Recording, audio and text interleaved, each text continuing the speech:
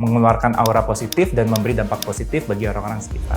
Halo, aku Denny Homan bersama saya Klinik di Get Closer With Me.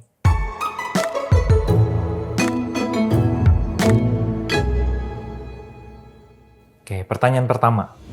Di tengah gempuran standar sosmed, gimana cara Koko bisa tetap mindful dan nggak insecure sama diri sendiri? Oke, jadi yang paling pertama sebenarnya harus kenal sama diri sendiri, get to know your worth. Jadi kalau misalnya udah kenal sama diri sendiri itu bisa tahu poin positif, poin negatif. Jadi kamu bisa improve, bisa lebih mencintai diri sendiri. Nah kalau misalnya udah kayak gitu, gimana caranya biar nggak insecure?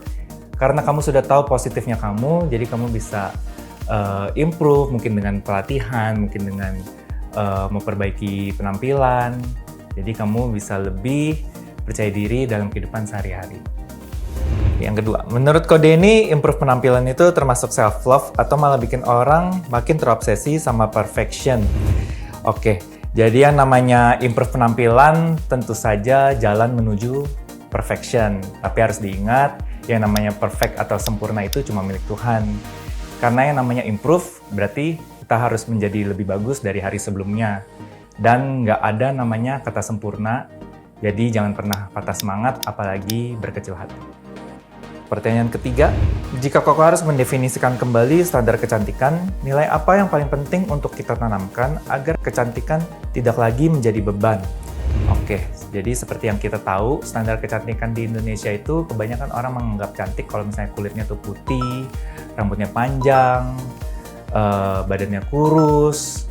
Jadi itu sebenarnya standar-standar kecantikan yang menurut Koko rada toksik. Sebenarnya standar kecantikan di Indonesia itu beragam, apalagi Indonesia juga negara kepulauan yang ada banyak suku, ras, budaya.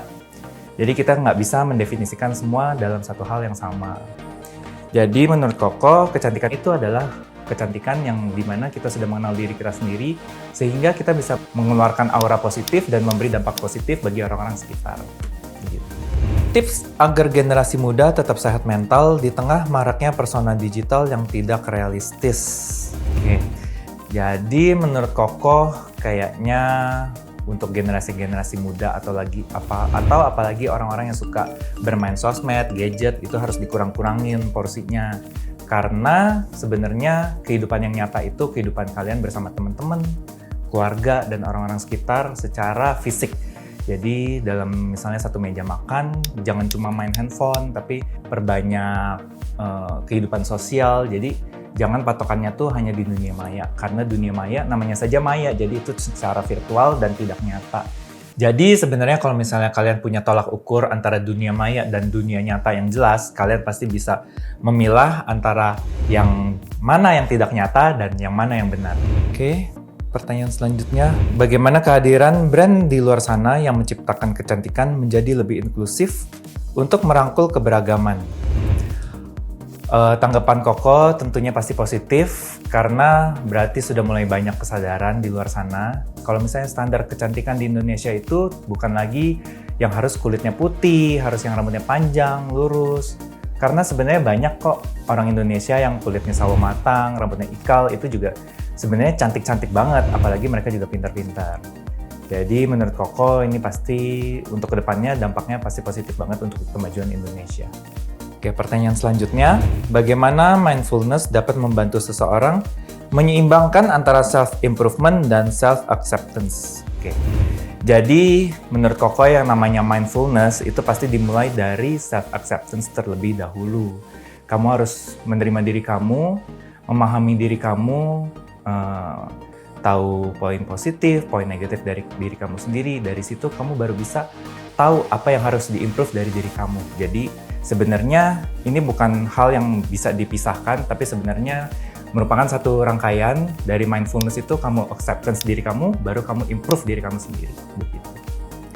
Pertanyaan selanjutnya, kenapa Koko mempercayakan perawatan face dan body Koko di Sai Klinik? Jadi menurut Koko, perawatan di Sai Klinik itu nggak seperti di klinik-klinik lain.